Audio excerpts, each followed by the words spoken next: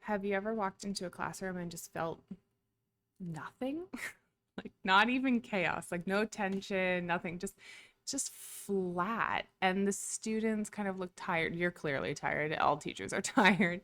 And the energy is just like somewhere between meh and why are we even here? And you're standing there thinking like, is it them? Is it me? Or is this just the semester vibe? And burnout doesn't always show up as like this drama, because sometimes we see like, oh my God, the person is clearly burnt out because they just had they just blew up.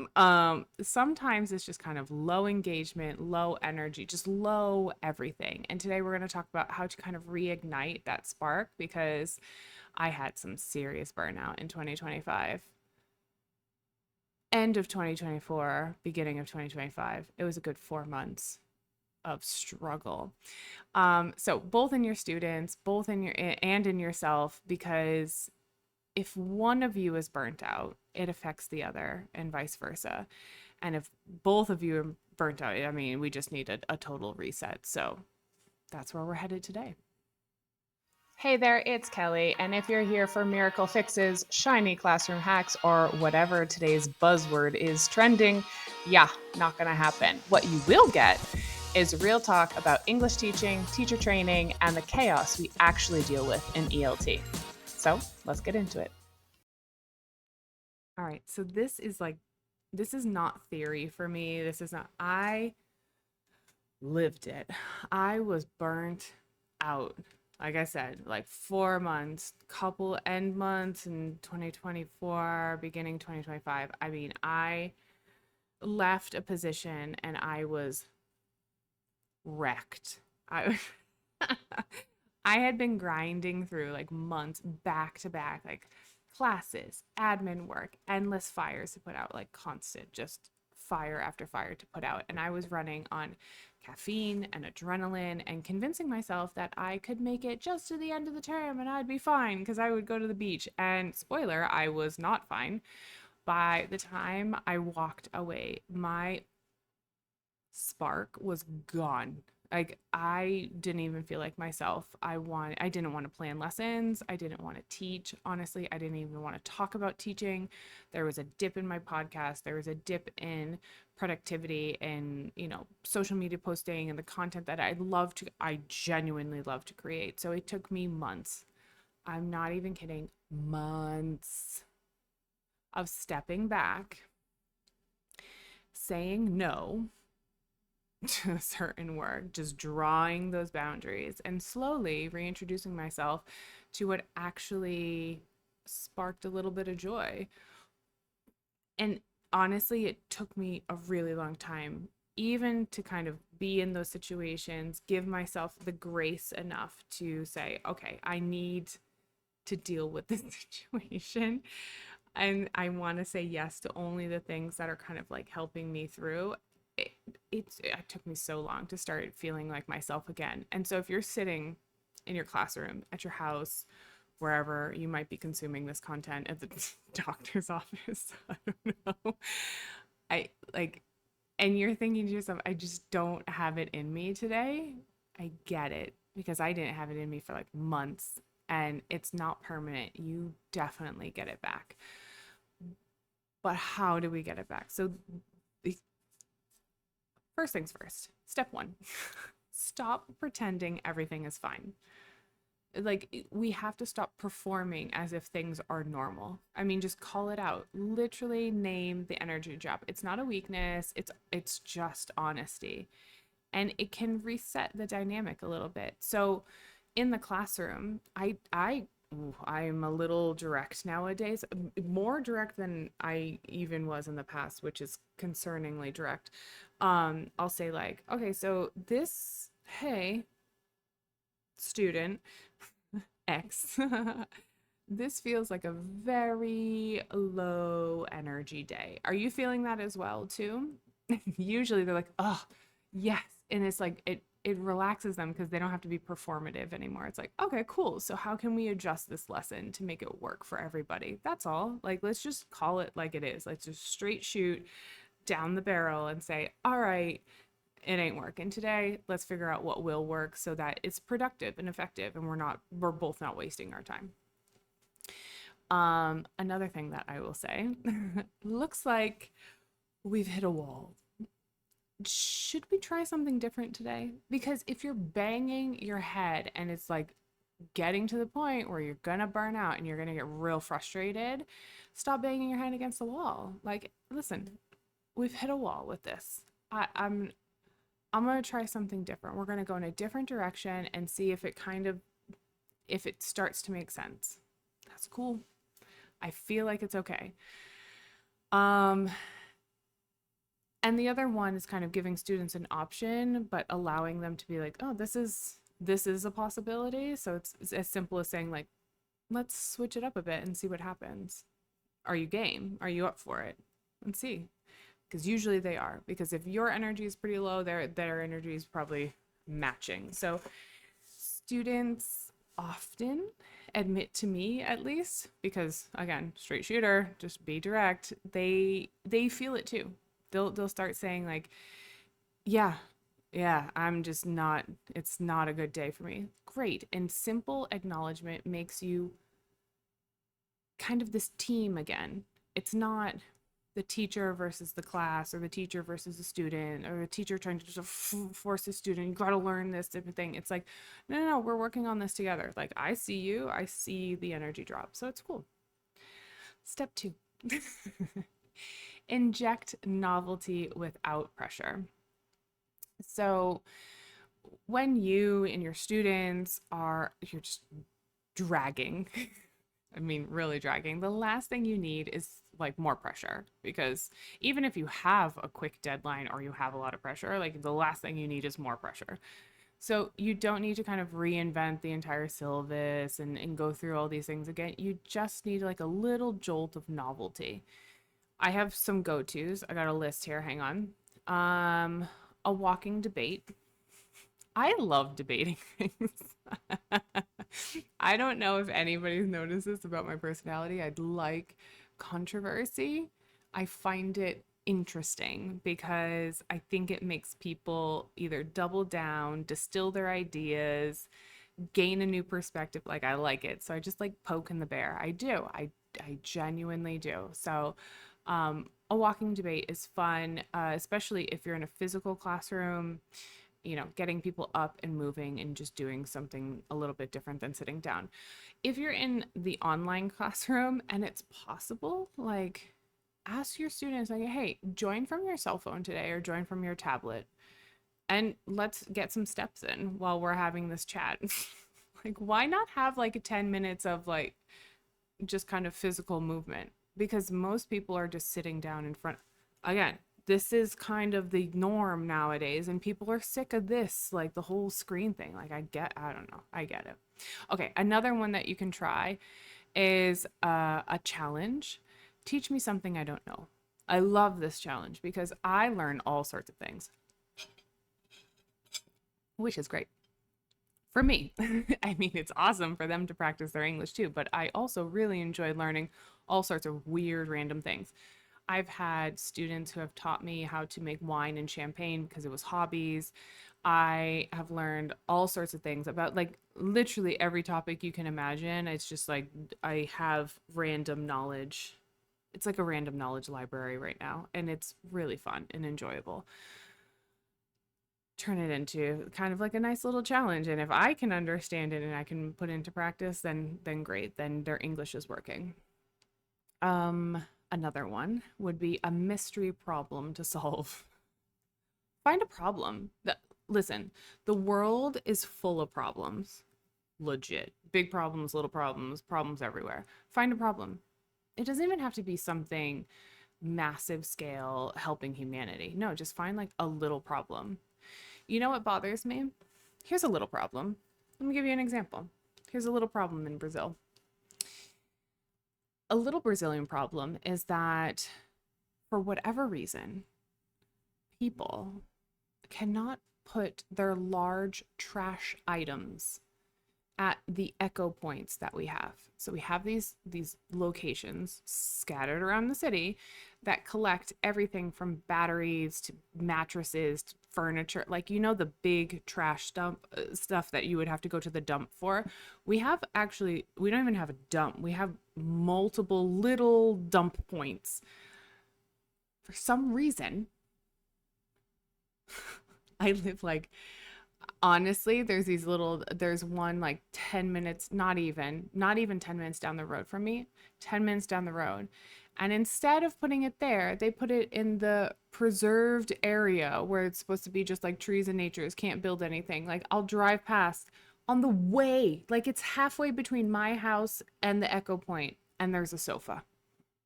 This is a really big pet peeve of mine. Like, it bothers the shit out of me, but it's a small problem.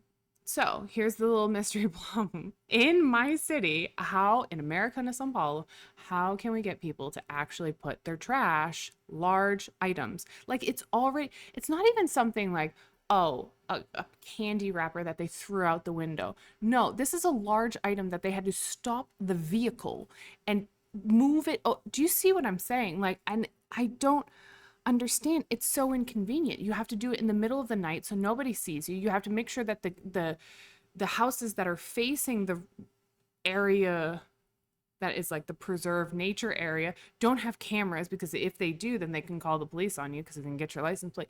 Like, it's so much harder to do that. The Echo Points are open on like Sundays, early in the morning. I think it's open at like 7 o'clock in the morning. It's my personal problem, but I would like my students to give me some suggestions on how to solve that problem. So there's a good, just change it up a bit, because it's like, this is real world. And I also have a beef with the people that do that. Okay, the next one is zero prep role play. So if they're solving the Echo Point problem, no, okay, we'll move beyond my Echo Point problem, but zero prep role play. So you could just say, hey, let's do a role play of something that is common, a common scenario that they have, either talking with their boss, traveling in different situations, blah blah blah. Think of something that is like, you have to do this, like, you have to communicate in this real world scenario. Let's just practice with it today. That works. Yeah. So all of these four, so the debates, teach me something new, the mystery problem, or the zero prep role play, all of these aren't necessarily about like covering content, checking the box, the next unit. They're all about kind of shaking off the monotony and kind of getting this like, oh, I'm gonna burn out because we're just doing the same thing over and over again. So it's even like 5 minutes of a surprise can be a whole new vibe to the lesson. Yeah. Step 3. Next step. Build a collaborative reset. So you don't have to guess what will re-energize your group. Ask them. Just ask them. It's very, very simple for you to just ask and say, what felt flat today in this lesson? What was just like, it almost killed you, like you were really struggling to get through it? Ask them what kinds of tasks help you stay focused. Ask them, what's one topic you actually care about right now? When was the last time you had that conversation with a student? What's something you care about right now? What's something that's, either bothering you, or what's going on in your life? Not like the day-to-day stuff, the monotonous stuff that we always ask about. How's your family? Da, da, da. Okay, great. But what's like something that's like irritating? I can tell you right now, the Echo Point problem is my number one thing that I care about right now. I'm like this close to calling like the local politicians and be like, listen, we got to solve this problem. This isn't an issue. It's an issue that's really causing me to have meltdowns. Okay. Anyways, so okay, back to it. When students actually help build the reset plan, how can we make our plan, our classes more interactive? I don't want you burning out. I don't want you getting into the mundane and monotonous. They'll buy into it because they have shared ownership, and that's what keeps energy going. It's not just one single fun activity and then back to the grind. They have to really buy into it and figure out, hey, this is worth it for me too. Real quick before we get back into it, I've got some free goodies for teachers waiting for you. Think big wins and things you can use right away. Grab them at the link to my site below, and let's dive right back in. Okay, so step 4 is to reignite. So now we're kind of taking care of the content, the materials, the dynamics, students. What about you? You got to reignite your own spark too, because teachers is the part that we can't skip. You can't bring any energy to the room if you're still burnt out as well. And so, at the beginning of the year, when I was kind of clawing my way back from this scenario that I got out of, one of the biggest shifts was kind of giving myself permission to do something in class that I enjoyed. Like this was really fun for me and I had a really good I always have really good time with my students, but even if it's not the plan, it was just like I need to get back to impromptu pronunciation things, mini cultural debates, real world problem solving tasks. I am the teacher that tends to deviate a lot, but it gets very practical, very hands on, and very realistic for them.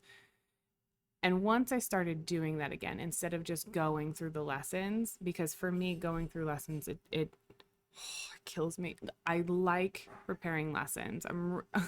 I actually a pretty decent teacher.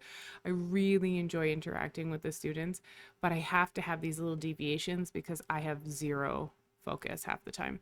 So once I started doing those things again, because I was feeling better. I also was sleeping, eating better, going to the gym, taking care of myself. So that whole part you have to do. And it's really kind of a drag getting yourself into those habits again. Well, once you're in those habits, they're great. Like I don't ask me to skip the gym in the morning. It's how I stay sane. But yeah, so then you start to realize, oh yeah, this is why I love teaching. Like this is why I enjoy being in the classroom. And that energy is super contagious. So if you're into it, the students feel it and it's great. So there's a quick story of the day that I realized I was like, oh, I'm back. Like I'm back. Like I had moments where I was like, oh, I'm feeling it again. But there was like one day that I was really back. So I was teaching this, it was really late in the afternoon, business English class. Um, Everyone was fried from meetings and calls and back to back. You know how it is, right? So this is like prime burnout territory. But that day, I pulled out like this off the cuff role play based on something someone had mentioned in passing. And for like 20 minutes, we were laughing, the whole group of us, laughing, engaged, asking questions, throwing themselves into it. We were just kind of taking on these roles of we know each other, so we know the different coworkers, and we were really getting into it. And so leaving that room, that virtual classroom, was just awesome. Like the energy was really high. And it wasn't because it was this perfect lesson plan, it was because I had as much fun as they did, I think. And they learned a lot. Oh, I clearly went through like feedback and language and all of that good stuff. But that was the day I was like, oh, yeah, okay, I'm coming back into this. Like this is what I like about teaching. Like I want to be with the students when we have these types of moments. I want to create those kinds of moments. I want to be with teachers and help other teachers create those types of moments. So, in closing, I guess what I can say is if your class feels flat, it's not you, it's not the students, it's just like everything. No one's to blame. Here's a few things that you can do. One, just call it out, be direct about it. It is what it is. Like, let's just acknowledge that it's happening so that we don't have to pretend, because performance is just performative teaching is annoying. Two, add some novelty, but without the pressure. It doesn't have to be, oh my God, don't put any more pressure on what you guys have got going already. So just add a little spice. Three, reset with your students. It's not your job to maintain the energy of 4 people. It's your job to maintain your energy. They have to bring theirs, and then you guys have to be a team about it and do something that actually reignites you, because without you, they're not going to really be learning. So those are my 4 tips for burnout. Hopefully my little stories kind of helped you contextualize those. But just remember, burnout is not failure. It's a sign that your system just needs a little bit of oxygen. And if you're in that place right now, I promise it's not the end of your career. It's not the end of your creativity or even your love for teaching. If I can come back from it, you definitely can. So be kind to yourself, have a little compassion with yourself, with your students, and maybe some of my tips will help you along the way. That's it for today. If you want more, I've got binge-worthy playlists right here on the channel. You can also grab some resources at kellypenningtonelt.com, Instagram at kellypenningtonelt, and yes, even LinkedIn, where I do my best impression of being professional. Links below. See you in the next one.